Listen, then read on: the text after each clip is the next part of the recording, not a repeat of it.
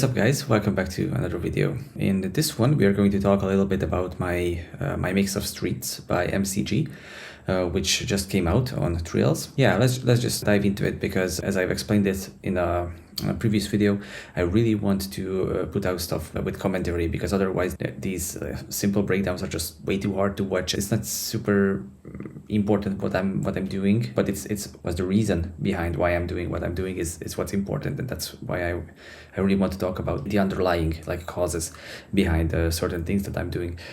So we're just gonna do the same thing what we did in the last video, and we're just going to play through the mixing video that I already published. As this is usually the case, I received these vocals completely dry, and I always ask for dry vocals if it's possible, because that's just plain and simply going to give me the most amount of flexibility to basically to affect them later on however I want to affect them. Processing wise, it's this is why I don't really like these types of videos where you see this vocal chain and this is what works and whatnot. And it's gonna be so different every single time, and it's for good reason. There's no two vocalists who are the same.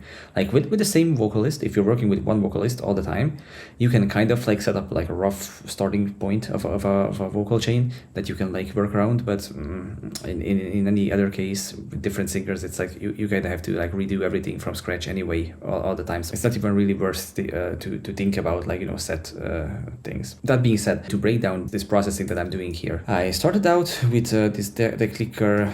This is an isotope plugin, and if you don't have this is a real lifesaver plugin sometimes. There are basically two reasons why you can use this plugin. The first reason is laziness, I would say, is when you just drop it on a channel that you don't want to go in and fix all the clicks and pops manually. This is going to take care of it. And the second reason is there are actually some clicks and pops that you cannot fix manually, but this plugin is capable of doing so. You will need to set the algorithm to I believe it's called random algorithm or something like this. That's going to be very effective, but you have to be really careful about it, because it creates a lot of latency. So and even Logic doesn't latency compensate this plugin, for example. So you have to either use this if the clicks and pops are not too severe and not too so there's not a lot and they're not super audible, and you just really want to make sure that there's no super obvious clicks, which is the single band algorithm will take care of these. This produces no latency, so this is the one what I went with. Yeah, the sensitivity knob is essentially just that's going to determine how deep the detection threshold is going to look for these clicks and pops. With vocals, especially if you just receive them dry and they don't necessarily have any sort of character, then you can kind of start out with an analog emulation plugin. This is what I'm going to do here as well. My favorite choices are going to be this SSL channel strip that I'm loading up here. I really like in certain situations the API, once again from UAD, and the Neve 88 RS channel strip could also be a very viable choice. Yeah, these are basically my go-to ones that I kind of just have a sense of how they are going to sound when I'm tweaking the compression and the EQs on these plugins. This one I felt could use a little bit of this SSL-ish type of sound that this plugin creates. This is what I used to give a little bit of life to it in the beginning. And as I've explained this in other videos, this is not really there to do any sort of detail work.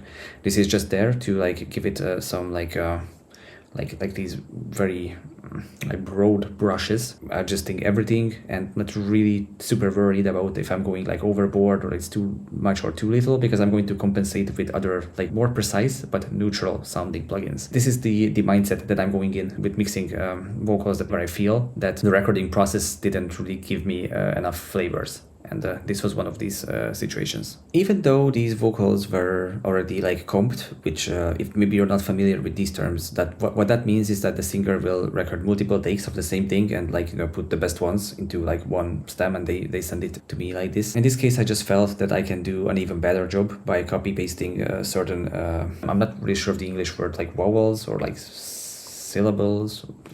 I have no idea, to be honest, but these single words and just a couple of these phrases. And also I'm adjusting them like this. This is in most cases this is going to be really you need to have a lot of patience to do this, but it's going to make your vocals like really like 1,000 times better. It's just going to be very noticeable if you like really properly take care of all these little timings. You adjust everything onto the grid, and you make sure that you don't miss like, you know, starting positions. Like for example, what I'm doing here is like certain S's can get cut off if you like overdo this.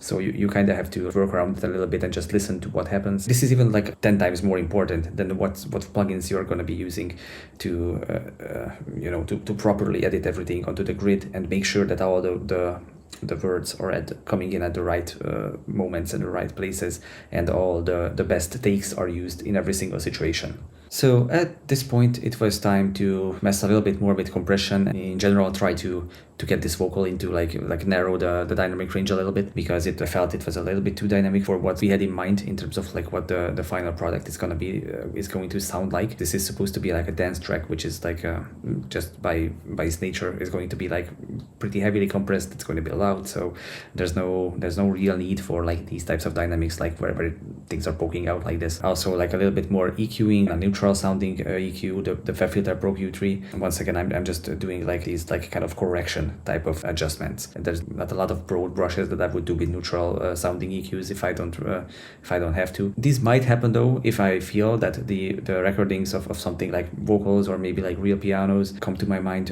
right now, where I'm gonna do like big adjustments with neutral sounding EQs, because that's what's going to get me the best result without like altering too much of the character of the audio. But like sometimes like piano recordings come to me with way too little low or way too little high end, and those will need to be adjusted. In most cases, I'm going to use a de-esser on especially like dry vocals. Like if some vocals come with reverbs already, then de-essers won't work as well as as they should. But on like dry vocals, and when I have the control to do it, I'm going to use a de-esser. The function, maybe again, if you're not really familiar with like these types of plugins, there are basically 3 de-esser plugins that I personally use, and use them a lot actually. This one is this Sibilance plugin. This is from Waves, and there's another one from Isotope. It's the RX9 de-esser, and the FET filter one is also that. I don't use that one too often, but when nothing else seems to do the job properly, then usually that's gonna be the way to go. This one I really like because it's resynthesizing the S's. So it's not only getting rid of those S's, but it creates like a more natural sounding one that's you know, that's going to be whistling. At this point, from the dry vocals, it was, to me, I felt that it was more important to kind of like go in with this approach, and maybe later on, if I still need to tame them, I can come in with the RX9 or the FET filter one and tame them with another plugin. But here I felt that this is gonna be probably give me the best results, so this is what I started to mess with a little bit. Another huge reason why I always request dry vocals whenever it's possible, because most people, like, you know, I'm a classically trained person, and I just hear tuning like very well, and I can like do like a really good job when it comes to like pitch correction. This is like I would say the primary reason why I prefer to work with dry vocals, because if something is not, you know, like pitch corrected correctly, like I really don't know how to say this any better, but then that's just going to sound super weird. Every single, like, this is a very important point that I kind of want to get across here, that whenever you upload your music to Spotify, like even just to YouTube, you are basically competing with the best artists on that platform. So it's like very important to be mindful about that. If you want to, like, you know, acquire a fan base or something, you're gonna have to compete with Justin Bieber. You're gonna have to compete with like Skrillex. You know the top guys. Like, technically speaking, if you don't take care of your productions as much as they do, you're not even going to be able to play in the same league, if this makes sense. You know, very important to keep in mind that you need to like take care of these like pitch corrections and all these like little details. In general, my approach with pitch correction, I would say, is that I'm either gonna use this Logic built-in pitch correction plugin, which if I don't want it to be too noticeable, then I'm using this one. If I don't mind that it's a little bit more noticeable, or if I want a different character, I would say, then I'm going to use the UAD. I mean, it's not, you don't necessarily have to use it from UAD, but it's the Antares, the original, the OG autotune. And here I prefer to set a brick wall limiter at the end of my vocals to catch, like, you know, these peaks that you can see here. These are like 10 dBs of reduction. compression, which maybe I will adjust a little bit back because that might be a little bit too much. In general, I just don't want these dynamics to be there in the first place. So I'm just going to take care of these before these peaks would hit any compression or any other limiters. I'm just going to take care of these on a single channel. Which brick wall limiter I use depends on basically on what I feel is going to work best. I would say 90% of the time I'm not really using the Ozone 9 one on single channels. I'm much more inclined to use the Pro L2 from FabFilter. The maximizer is it's sounding a little bit differently than the L2. I would say, the Pro L2. So the Waves L2 is like, that's the whole different beast. The FabFilter Pro L2, I would say you can get much more transparent results. With this one, there might be a little bit more pumping, but I'm getting a little bit more sustained sounding situations exactly because of this like slight pumping. But of course, I'm trying my best to adjust the plugin settings to not for this not to be like obvious. Once I'm done with affecting the lead vocals, I'm going to move on to the additional takes like harmonies, ad-libs, any other stuff that comes with the vocals. So here basically I'm copy pasting the essence of what I feel was very important to fix in the lead vocals, and then I'm going to like see what else needs to be worked on the additional takes, because it's also kind of important to note that I don't always like process, like even if they come from the same singer, I don't always like process all channels the same way. The lead vocal channels, I definitely want to sound, as similar as possible. Like even if they came in different takes, I'm going to like mess around with them until, they sound as like one like coherent channel. But with the harmonies and with the background vocals, anything else, I might look for some other things that maybe like use a different channel strip, for example, to start out with, affect them differently in any other way that might benefit the track. You need a little bit of experience to properly judge without messing around too much. So at this point in time, I just, I have an idea where I want to take things. I just, kind of wanted to touch on this, that I don't always like process everything the same way when it comes to additional vocal channels. On the chorus harmony channel, again, I just copy pasted the same things around. And once again, I just want to take care of these peaks. This type of dynamic range is just not necessary at all. With background vocals, I'm not going to be as careful as the lead vocals in most cases. Like I'm just gonna come in with a brick wall limiter and like shave everything off as much as I can without like messing around too much with like pre-compressing to to make it sound like less aggressive or something. I really just want to get rid of the peaks, and like that's my one and only goal here. And for example, on like these additional takes, I'm not even going to use a channel strip here because I didn't feel the need to use one. I'm just going to make the neutral type of like adjustments that I wanted to make. And then, once again, I'm copy pasting the most important elements, and especially this brick wall shaving. And once again, this is I kind of know that some people don't really agree with using brick wall limiters on single channels, because you're like essentially you're adding distortion to your channels. But as long as you're using the right plugins to do this, and as long as you can listen to what happens like in an accurate enough environment, so that you can check for pumping artifacts or like basically any other artifact that a brick wall limiter can create. As long as you keep these under control, then nothing is wrong with using these plugins, and these will, like, once again, your output limiter will be very happy to to receive channels going into it with or already the levels like taken care of and like being put into like a very set dynamic range, instead of that one limiter dealing with everything that's coming into it. Like that's just gonna be like putting a lot of strain on your output limiter, and then you have to like mess a lot with your output compression. You will need to make some compromises otherwise.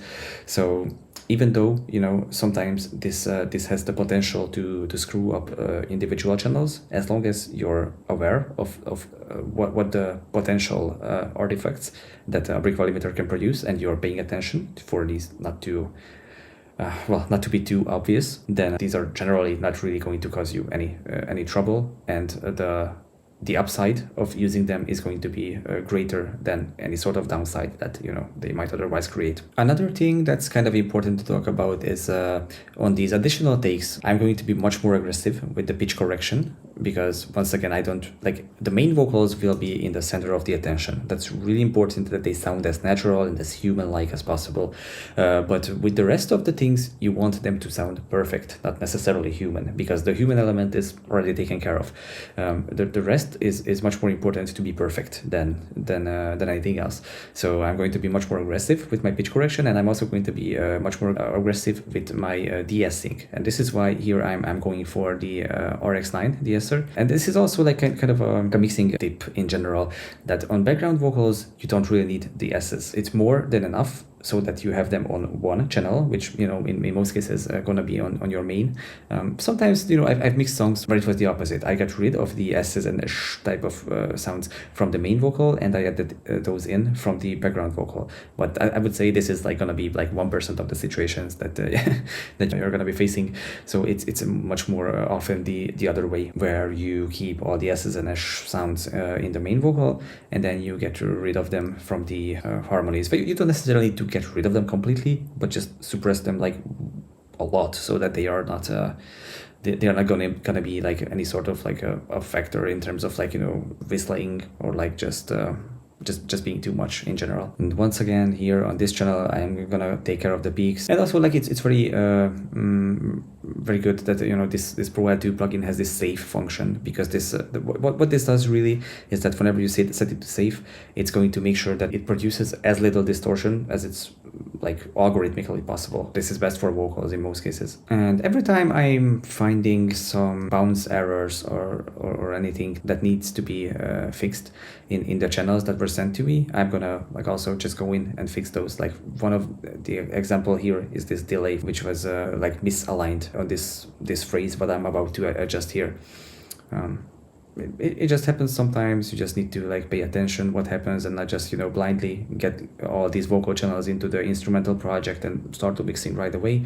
It's very important, as I've explained this earlier, that it's very important that you take care of these detail stuff, because this is what's going to make your productions play in the big boy league, if this makes sense. That these details are taken care of. Like it requires a lot of patience, and in many cases it requires a lot of experience, but yeah, you just need to like put your head down and do these types of things. And this doesn't need a lot of explanation, but certain stuff like for example, like stuff like this, what I fixed here too. In these cases, I don't necessarily want to use a brick wall limiter when I would need to like shave off like 10 dBs of a peak or something. I'm just going to like individually select these little clips and just adjust the loudness of that clip, like basically manually, like what I'm doing here. In many cases, it's best to fix manually whatever you can fix manually, and leave to plugins whichever would be either like way too inconvenient to do it, or where like you cannot do it manually.